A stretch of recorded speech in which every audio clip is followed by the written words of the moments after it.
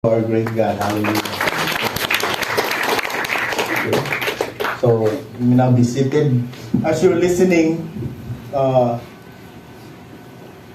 hope. Put your hope that your personal problems, God is doing something, is dealing with that. But God just wants us to understand that the material things in this world is not the main thing. Amen. And so this morning we shall be going through a sermon series, and the theme for the whole series is Christ-driven Christianity. Okay? And I feel like that is the driving message for us to understand, because even Christian churches, they have their members, pushed to the limit to do ministry with a pastoral demand, with the programs, and with all the activities, and all the seminars, evangelistic seminars, discipleship seminars. Of course, I am not questioning that. In fact, as much as I wanted to attend and join, but I was wondering also how many of those who have attended discipleship seminars who are really Christ-driven or cross-driven. Or maybe it is a pastoral push or a church program. And nindot man gud ang church. When God bless the church becomes active. And sometimes di nakabantay mga leaders, it is the church that they are promoting already, not the head of the church. And that is why we need to be directed correctly. And so we hear the goal of this sermon is to understand the compelling force behind all Christian ministry. And the compelling force, which is more na gusto na to ma-realize, is the enabling power of God through His Holy Spirit works in the ministry. Amen? And so, I hope din na nyo ma-feel that, it is a church demand, a church program.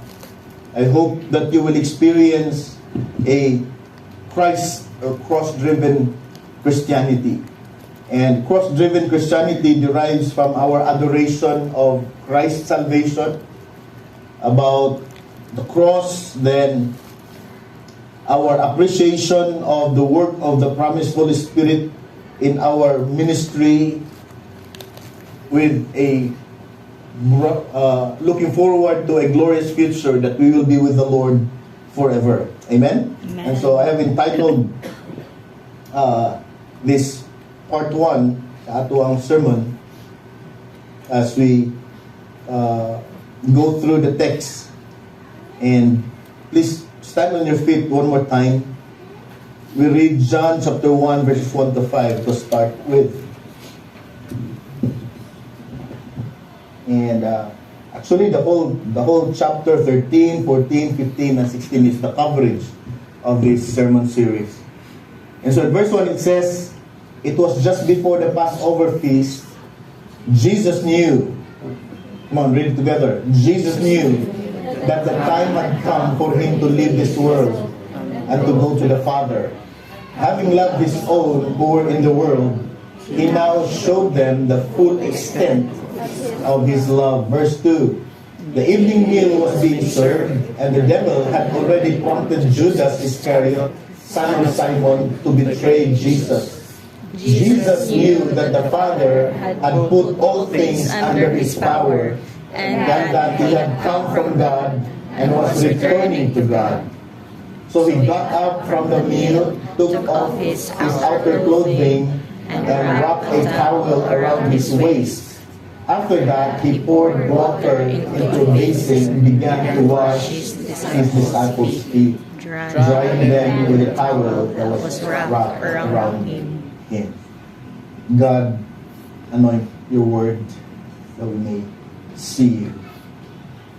Behold the glory of God in Jesus' name. Amen. Amen. You may now be seated. Another round of appreciation. And so, Okay, chapter 13 to 17, we find here Jesus preparing his disciples because it's gonna be a battle after the ascension.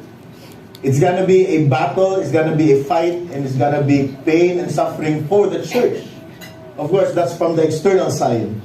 And so Jesus prepared them with all these teachings. Now, in all the gospel records, it is the book of John that records all the instructions and the teachings of Jesus Christ concerning how to be Christ-like and how to live a Christian life on earth.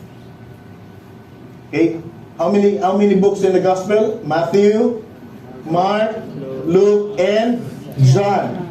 Now, in all of these four, only John records the teachings and the instruction of Jesus. The rest, Matthew, Mark, and Luke, they record from the external activities and movements of Jesus Christ. So, it was called a synoptic gospel. In other words, looking at one person or one life at a different angle. That's why if you notice Matthew, a tax collector, he's so interested about money, about the operation of funds. And if you read the book of Luke, ang interest niya nga to the healings of Jesus Christ because he was a doctor, right? And Mark was a statesman. He records majority of those that Jesus encountered with the religious leaders and all these things. Only John, records the majority of the teachings and the instructions of Jesus Christ. And it was intended for the believers who will be left behind when Jesus ascends. Of course, that's just the closing point of his ministry on earth. And so we find in verses 1 to 17, Jesus' humble response to the commandments of the Father. And his teachings, and finally his death, all of this revealed the love of Christ. Okay? And we see here in verses 1 to 5 a humility worth of emulation. The humility of Christ in full submission to the Father. In verses 1 to 5. And the emphasis of verses 1 to 3, let's go there one more time. As I've entitled this first sermon, Knowing Christ, Experiencing Christ. Say that one more time, please. Knowing Christ, experiencing Christ. So our passion is not a demand, but is about knowing Christ. So the purpose of this teaching is for you to know Christ through the verses so that you will experience Christ. Okay? If you don't understand Christ correctly, you will not experience Him correctly. And so it's not a church pressure. And with that, Christianity is meant to be joyful and enjoyable. Amen? Yes. As we always say, Christianity is not boring.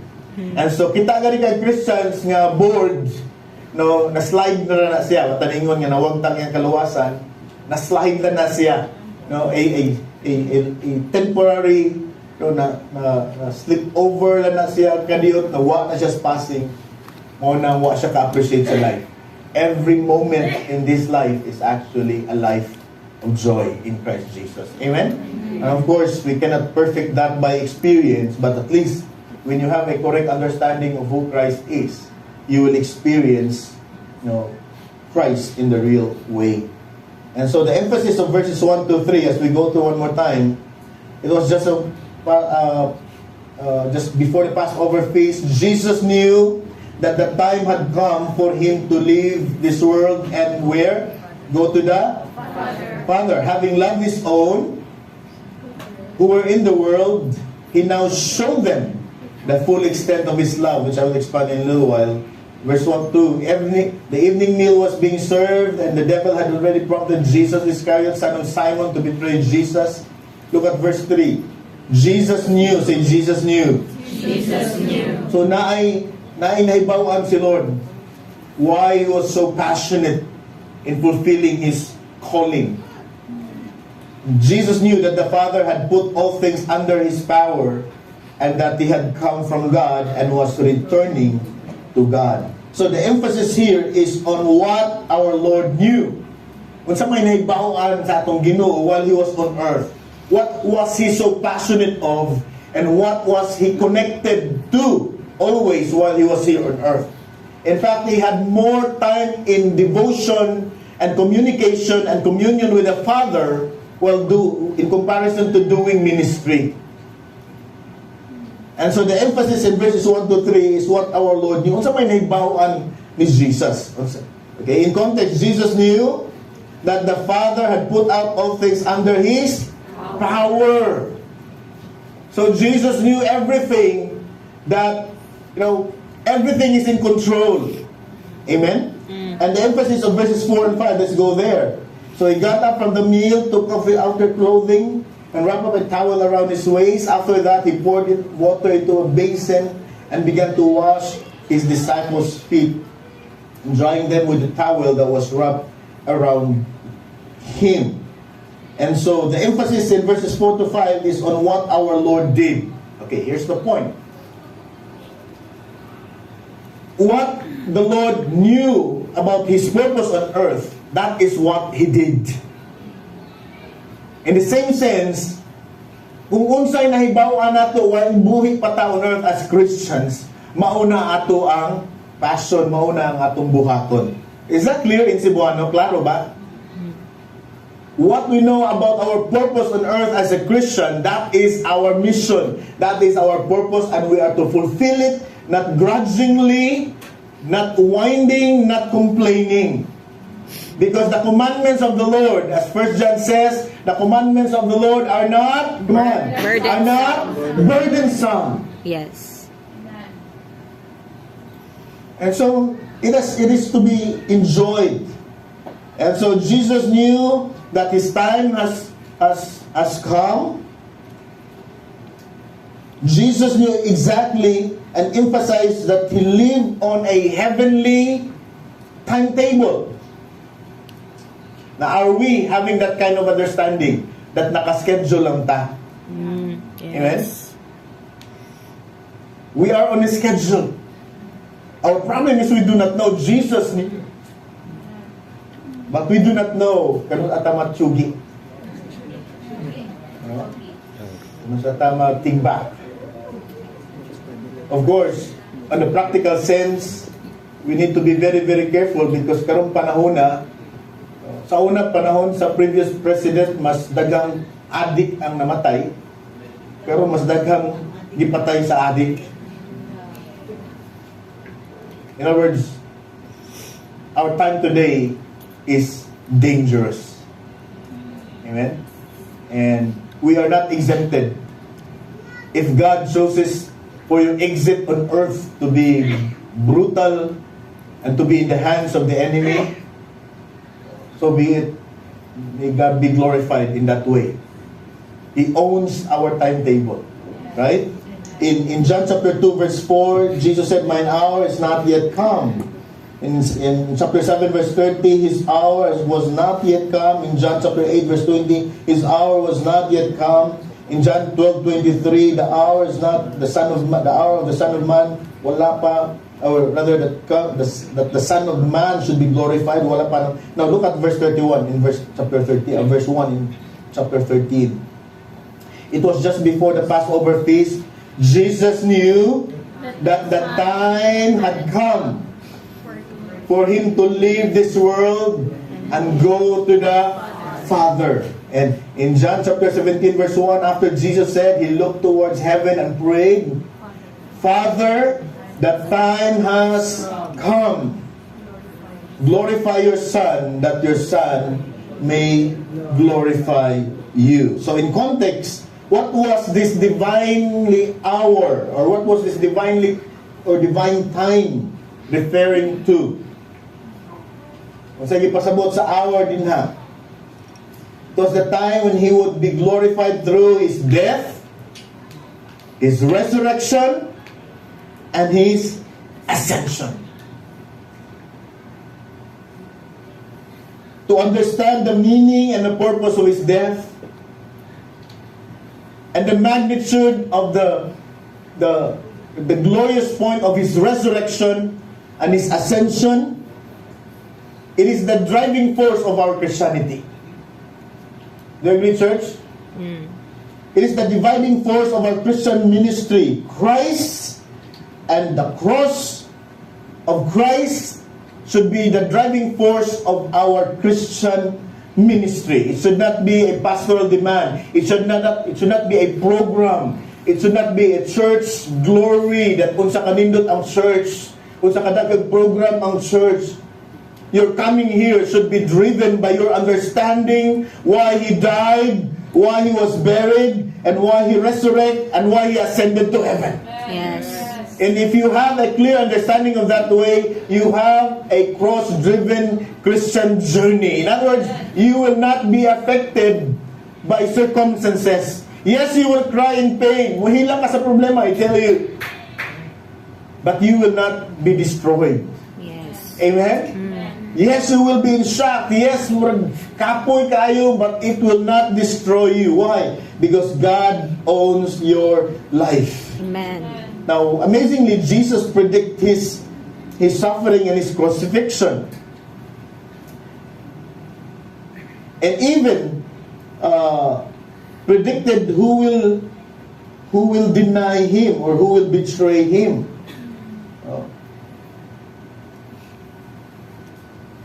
So, what Jesus did after knowing His purpose,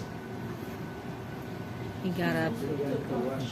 He began to wash His disciples' feet in humility. In customary, the Jewish people, it should be the lowest servant who would wash. And Peter, knowing the glorious essence of the Lord Jesus Christ, he questioned that. We'll not go into the dissection of that part there.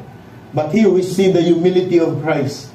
He began to wash His disciples' feet and drying them with towel that was wrapped around. It was a shock actually, because the disciples knew who Jesus was at that time, at least their leader. And for a leader to wash the servant's feet is an offense. And here we find Jesus' humility. And so going back to the point, if you understand the life of humility of Christ in submission to the Father, you will have a Christ-driven Christian life. And you will live based on what you believe. If Christ is humble, you will be humble yourself. Yes. The more blessings you receive, the more you are bended to the ground. As an old cliche says, kung sa kapuno ang rice stock, or isang nga sa rice, tama ba akong term?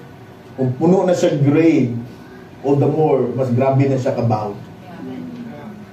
In the same sense, Christians, we are full of blessings. And God intentionally at times will shower you with so much blessing after blessings, not to make you proud, but to make you humble. And so check your life. Your life is full of blessing. All the more you must be in humility. All the more you will bow down in recognition, Lord, I don't deserve this. Lord, I don't deserve this blessing. Instead of, looking to the crowd, to the community with a head up high and say, I deserve this. I deserve this. I work so hard. Wait.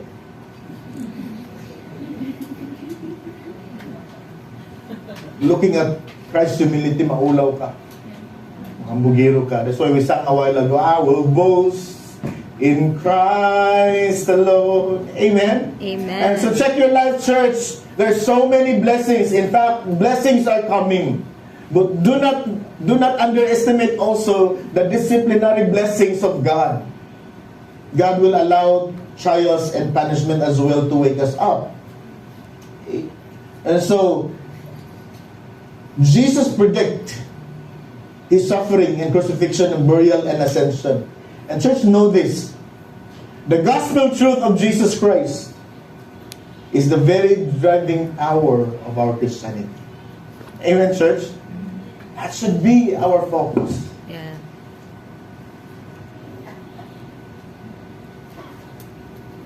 should not be the church. Should not be a church program. Should not be a church glory. Now look at verse 1 again. Jesus knew that the time had come for him to leave this world and go to the Father. And verse 1 of chapter 17, Father, the time has come, glorify your Son, that your Son may glorify you. Okay. And so, look at this. It is so filial if you will not glorify God. Jesus fulfilled his purpose. Jesus fulfilled his mission.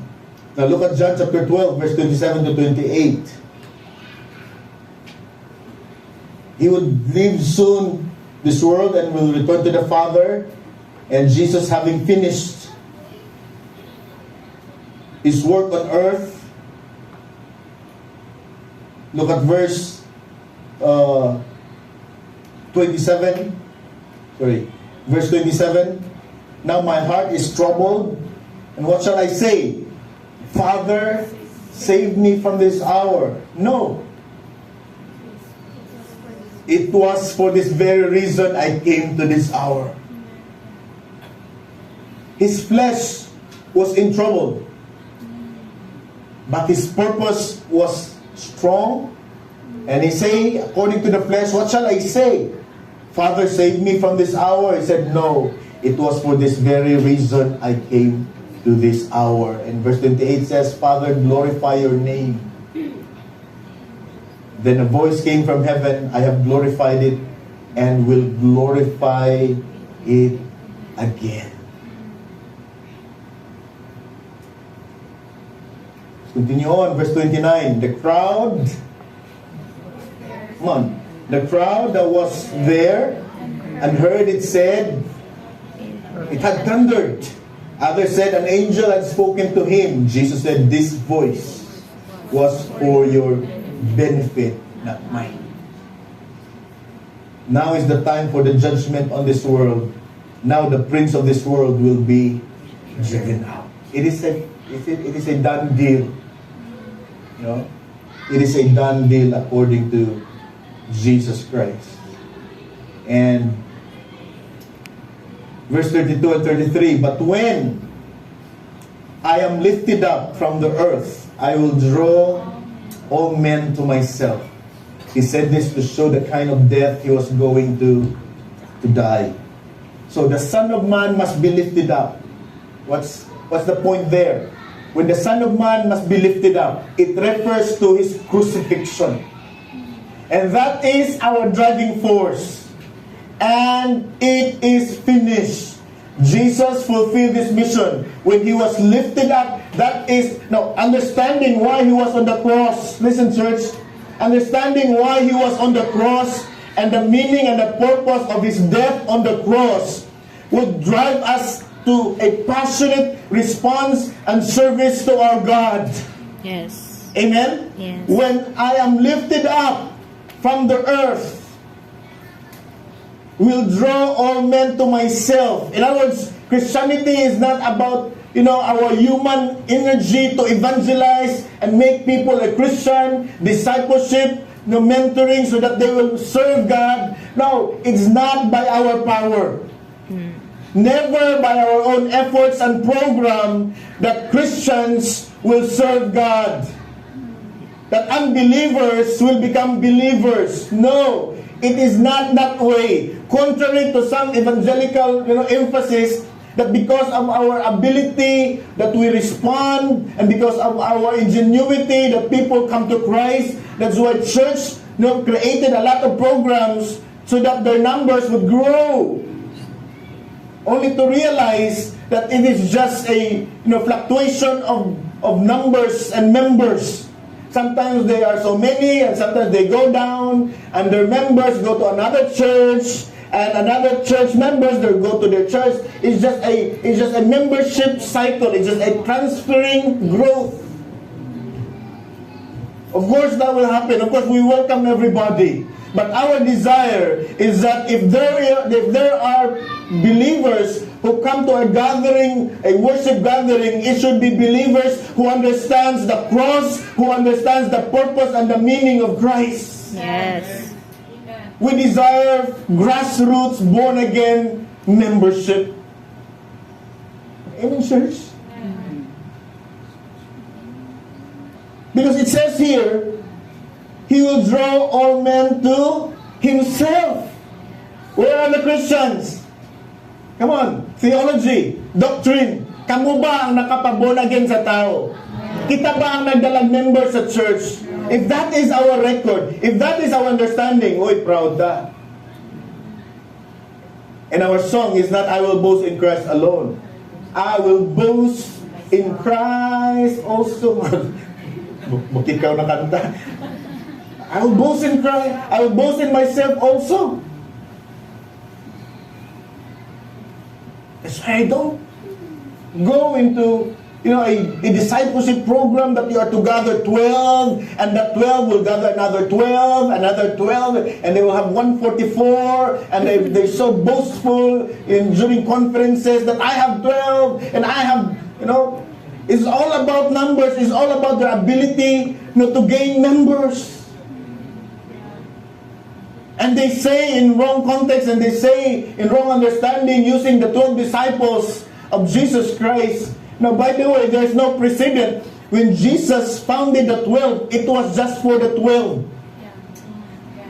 That's why it's called it is called a foundational founding disciples. It is a foundational 12 at that time. There's no precedent that the 12 produces 12. Did John produce 12? Did Peter produce 12? Wala ni produce of 12. In fact, they were dispersed 2 by 2. So it's not about copying what others is doing. It's about knowing what God wants you to do. That's why I don't drive, I don't crave for 1,000 members or 500 members. If this is the only members that God will deliver to me, for me to feed them, if these are the only children that I will feed spiritually on good food, spiritual doctrine, then so be it. I am happy to glorify the Lord. Amen. In fact, when Christ birthed in His church, it is just for 3 families. 15 rami kabuok. And I desire personally, say, sana di namin manubo, kanindot kayo. We know everybody. We see everybody. And gamay na kayo kung mag-sharing. We don't desire for numbers. I just know my calling. I have to preach correctly. And if you are here, it's not because of my ability and other Christians' ability. You are here because of Christ. You are here because you know Christ. You are here because you understand the cross. Yeah. Amen, church? Amen. And that's the point. Let's go to that part one more time. When I am lifted up from the earth, did it happen? Yes. Come on. Know your doctrine. Did it happen? Yes. It's in the Bible. Jesus was raised. And He was hanged on the cross. Do you understand that? Yes. Do you understand why He was there? He doesn't need to be there. It should be us supposed to be there. But yet Christ was there because He took our place. And that's the only way to fulfill the Father's desire to save humanity, those whom He called.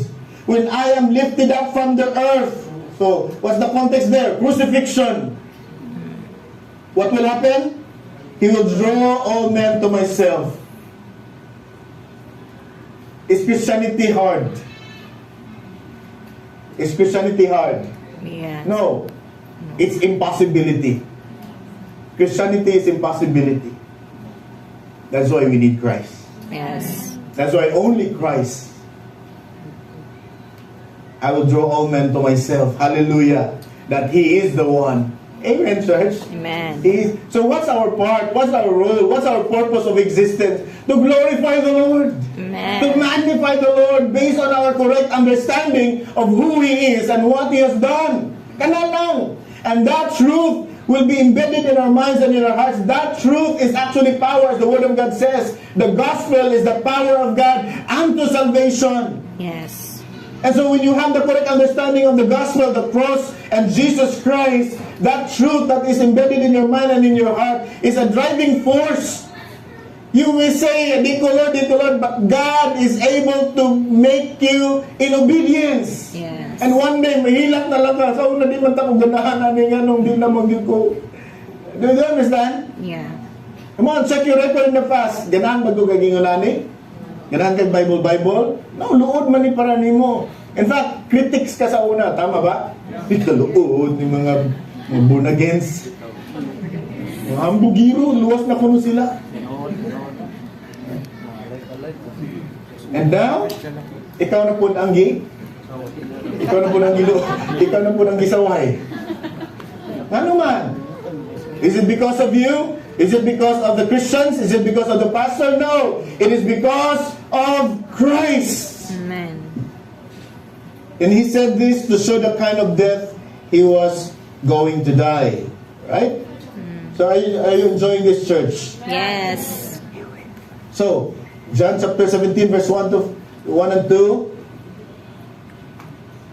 After Jesus said this, because Jesus would soon leave the earth and return to the Father who sent him, and he finished his work. And he looked towards heaven and prayed, Father, the time has come. And I like this. Now, of course, our time will come also. May we be able to say, given the chance, before you exit earth, you have the 10 seconds or 1 minute to converse with God. Ay, napun yung may gusto na kumulit sa langit. Ay, nasa pa!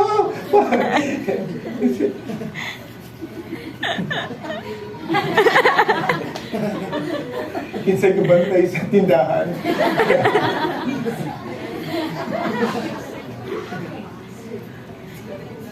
Given the chance, Father, I am ready to go. May I glorify you. Look at verse 2. For you granted him authority over all people, that he might give eternal life to all those you have given. Now look at Doctrine Church. Look at this. That he might give eternal. The eternal life is not something you achieve. Eternal life is not a product of church program, of evangelism and discipleship and seminars and conferences, born again in the front. Hallelujah, kirig-kirig. Wow, born again. Wow, I'm born again. I'm just so happy to know and to hear that somebody responded, but I never claimed na born again sila because of my explanation of the truth. I'm just glad nakadungog sila and they responded. Happy na po, Ana. I don't know kung tinuod. But look at that. He might give eternal life to all. Come on. Look at church. To all those you have given Him. So kinsa ang mga born again, katong gipang pili sa Ginoo as far as church program is concerned. The problem is we do not know kinsa ang gipang pili ni God. That's why I preach the gospel correctly. Because those who are chosen and elected before the foundation of the world, they will hear and they will be given grace to understand and they will believe and they will surrender one day. And those who are not chosen as part of the church, listen, ako lang yung klaroon. Because some teaches that kung di ka part sa rapture ko wanag di naging ko na maluwas. Napaka-chance. In the tribulation period, you will meet the Antichrist. Kung karon pa lang sa imong problema, kasurindiro ng gani ka, during the time that the Antichrist will be given 7 years of rule on earth in all his terror, I don't know kung mabuhay pa ba ka. You will only be saved during that time by denying Satan and by holding on to Christ, and you will die because of your faith. Okay? So, I don't know. That I really do not know the mystery there. I'm just concerned, Lord, if I am part of the chosen, God grant me understanding that I may serve you passionately. Because katong wala piliya sa Ginoo, no effort please. No, ayaw kasakita because they will not believe anyway. Okay. They will not believe, they will not understand. Pakana na sila all you want and hugdon na nila na imong pagkaon, they will not understand, they will not believe. They may hear but never understand. The problem is we do not know. That's why just preach correctly. Because those who are chosen, they will believe, and their minds and their hearts will be. So going back to the point, He might give eternal life to those you have given Him. Look at verse 3. Now this is eternal life. Okay, what is eternal life? Some churches, some evangelical teaches that eternal life is when you die. Gusto na naman itong langit? Juan, ala di pa kayo, pastor, ninyo pa po. You want to go to heaven? And they say, are you willing to die? Oh yes. So what is eternal life? Okay, let's have a doctrinal interpretation and meaning of what eternal life is. Eternal life, how do you know that you have eternal life? How do you know that you have eternal life? That they may know you. That only you will know that you have eternal life because you love to know. You love to know Christ and Christ alone, what He did on the cross. You love to know that who can someone yung Ginoo. That's how you know that you have eternal life. So who is eternal life? Jesus. Jesus Christ, whom you have sent. I have brought you glory on earth, talking to the Father, by completing the work you gave me to do. And now, Father, glorify me in your presence with the glory I had with you before the world began. That's why Iglesia ni Cristo, Mormons, and others who deny the deity of Jesus Christ, they are seriously wrong in naming that Jesus Christ is just man. He was God, in a flesh for a purpose. Because Jesus Christ was with God. Who is God again? Theology. Who is God? God means? Source. He is the Father. He's the beginning of everything. He is the source. So Jesus said, and now, Father, glorify me in your presence with the glory do you understand basic English? With the glory I had with you before the world began. In other words, Jesus Christ was in existence already before everything was created. Yes. And how dare these people saying that Jesus is just a man and that He is not God? He's inferior to the Father because Father is greater and the Son is lower. You don't understand. But we understand by grace. Yes. That Jesus is the Son of God. He came from God. And He is God as He was God when He appeared on earth. Making a point out of this. In a human point of view, it means suffering. But in a divine point of view, it means glory. The death of Jesus Christ is not a defeat. It is a victory. Amen? Amen. Give the Lord a clap of praise, church. I love that. I love the truth. When the servant of God, just because Jesus knows exactly who He is. Jesus knows exactly the full authority that was given to Him while He was on earth. And knowing His purpose, knowing His design, knowing His mission. Here's the point. When the servant of God is in the will of God, he is immortal until his work is done. Let me repeat that one more time. That's why Jesus Christ during his time, bisa kapila siya planuhi patyon. Go on, you know the story, right? And even before the linkage of birth, from Abraham to Mary, Satan tried to hinder that, nga di gid matao ang Jesus, ang Son of God, or ang Emmanuel, nga di gid matao.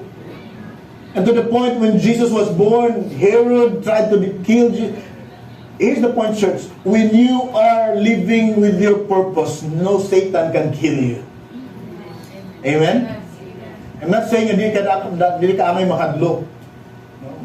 Kuyawan ka, but kung di pa yun mo schedule, you will not die. Amen? Amen? Does that bring encouragement also?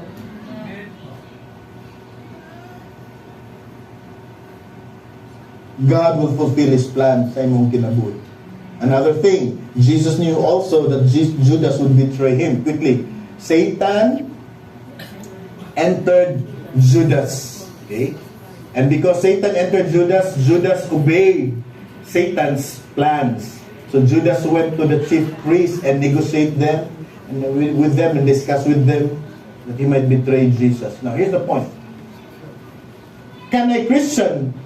Can Satan enter a life of a Christian? Genuine Christian I mean, not membership Christian, Christian. Can Satan enter a genuine Christian?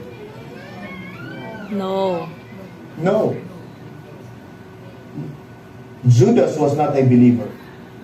And that is why Satan can possess, oppress, even enter. Judas was not a believer. Making a point out of that, you can be in a church all you want, being a leader, part of the ministry, but if you're not really a Christian, you will not survive. Now, just to establish my point that Judas is not a believer. The Spirit gives life. The flesh counts for nothing. The words I have spoken to you, Jesus said, are spirit and they are life. Look at verse 64. Yet there are some of you who do not believe. For Jesus had known from the beginning which of them did not believe and who would betray Him. Verse 65. He went on to say, this is why I told you that no one can come to me unless the Father has enabled him. So sa ingo ko kanina magsoon, don't struggle in making people a Christian. That's why we don't believe in church program to make a person a Christian. Our preaching of the truth is just a reminder for them, but not a driving force nga kita mo ay makapabuna ginila. Because Jesus said, this is why I told you that no one can come to me. Ayan. No one can come to me unless the Father has enabled him. So kung wag yun na siya gitawag sa Ginoo, di gina mo doon. So ayaw ugsay mong kaugalingon to the point na you will feel inferior because wala pa kayo na disciple. From this time, many of these disciples turned back and no longer followed him. And look at this, Jesus asked the 12, you do not want to live to, do you? Kita kang Christian nga nawa sa church. Gusto ba ka mabiya po? Jesus asked the 12. Look at this. I love this. Simon Peter answered him, Lord, to whom shall we go? What we kanta ni Rowena kanina, di ba? Where else can we go? No? Asam sa ta kung surrender ta aning atong Christian life, asap ta tapadong. Di ba? Asam sa tapadong without Christ. And Peter said, Lord, to whom shall we go? Kaya i-challenge na sila ni Lord. Kamo, ganun sa bumubiha. You don't want to live, do you? And Peter said, Lord, to whom shall we go? You have the words of eternal life. Christians, are you listening? Yes. Why you will not leave church? Why you will not give up on your Christianity? Why you are Christ-driven, cross-driven life? You have a cross-driven life. Why? Because you can only hear the words of life through the preaching of the Word. Yes. Through Jesus Christ. Amen. Kung wala ka sa Bible, asa man yung paminahon? Asa man yung paminahon? Sa sabungan? Sa madjungan? That's why you go to a gathering like this, because we preach Christ crucified. Yes. And Peter says, we believe and know that you are the only one, you are the Holy One of God. Why Peter would not leave? Because he believed and he knows that Jesus is the Holy One of God. Amen. Hallelujah. Look at verse 17. And Jesus replied, have I not chosen you the 12? Ayun. So kinsa man tong kusog kay mo biya sa Ginoo. Those that are not called, or those that may be called but wala pa silang timing, mamiya yun na. Have I not chosen you the 12? Yet one of you is a devil. Of course, no, it's wrong for us to say na ay devil din eh.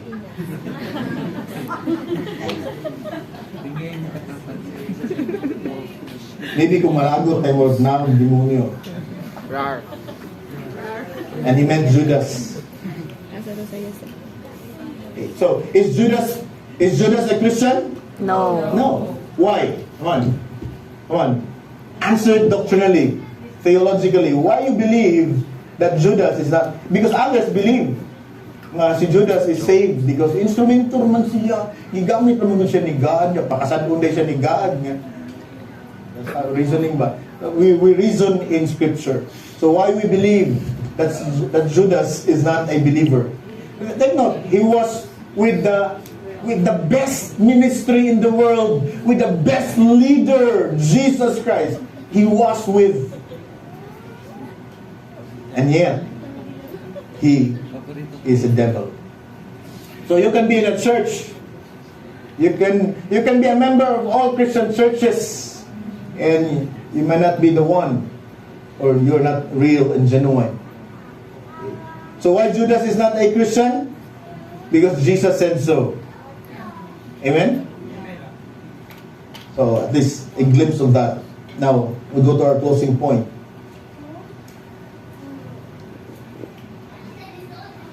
This is a reminder for us. Let me drive Matthew.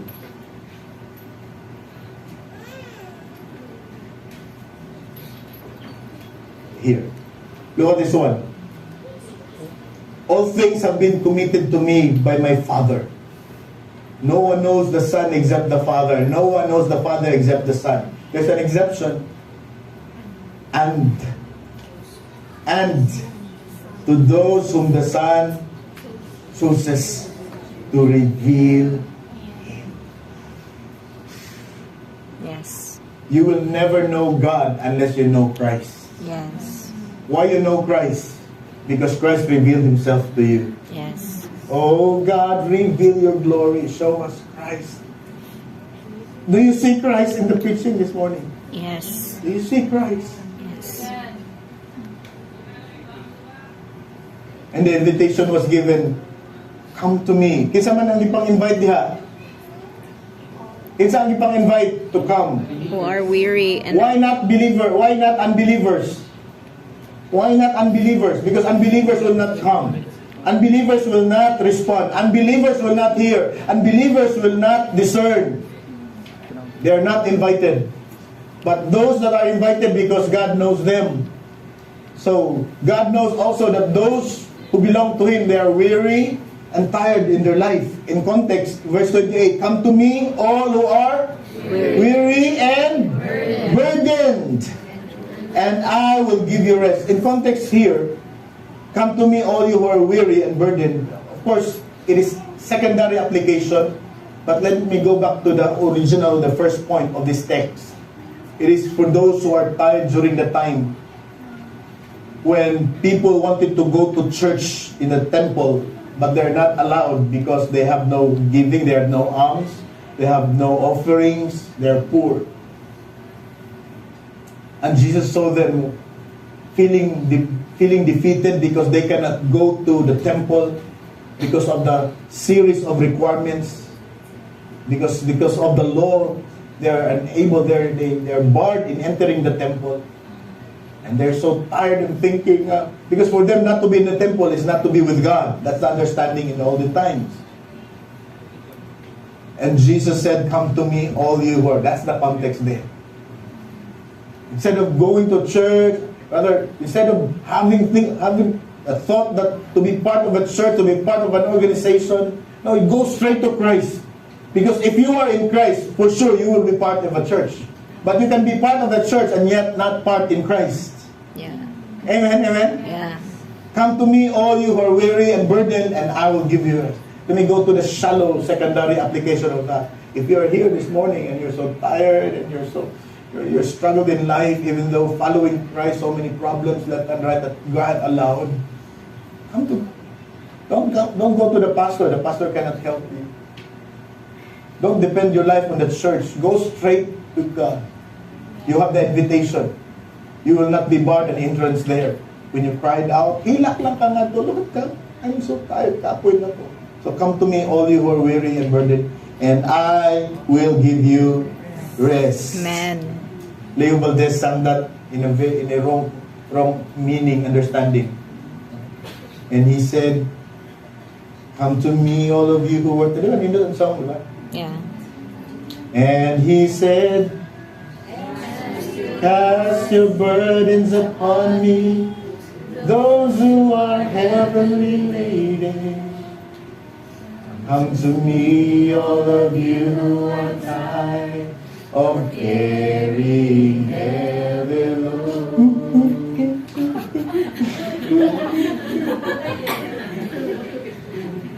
Namatay. Here's our problem. We only come to God when we are in pain. Of course, God will not deny you. God will not reject you when you come to Him. But when you want to be saved and you're tired of making a membership, nagkadakang church giyatinan and wala pagyapong kay sense of understanding sa imong purpose, come to Christ. And if you want an explanation, if you want a detailed explanation, I am willing.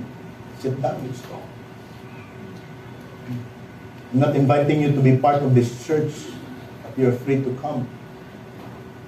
We are not into membership. Because if you are truly, genuinely born again, you are part of a church. And I'm not sending a petition, Lord, padaghanap kami diri, daghan kay Christian church na correct nag-preach sa gospel atong city. Go there. Find your seat there. Ask God, Lord, asam gyud ko nimo ibutang, and know your purpose. As Jesus Christ was on earth, He know exactly who He is, who He was, and His purpose.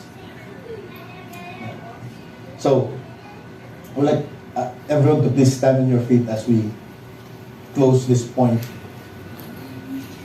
When you know Christ, you will experience Christ. Amen? Amen. And, you and I, believers, know that you have been born again, that you are in Christ, that we have all things in Christ, that one day we will go to heaven with Christ. Therefore, church, listen, we ought to be able to follow our Lord's example and serve others. Okay? Serve others correctly. So, case in point, malandong tagkadyo, what do we know about Christ? Now, after sharing everything, what do we know about Christ? Ano may bawaan niya sa Christ? Or who is Christ to you? Kinsa si Kristo para ninyo? And if you know Him correctly, you will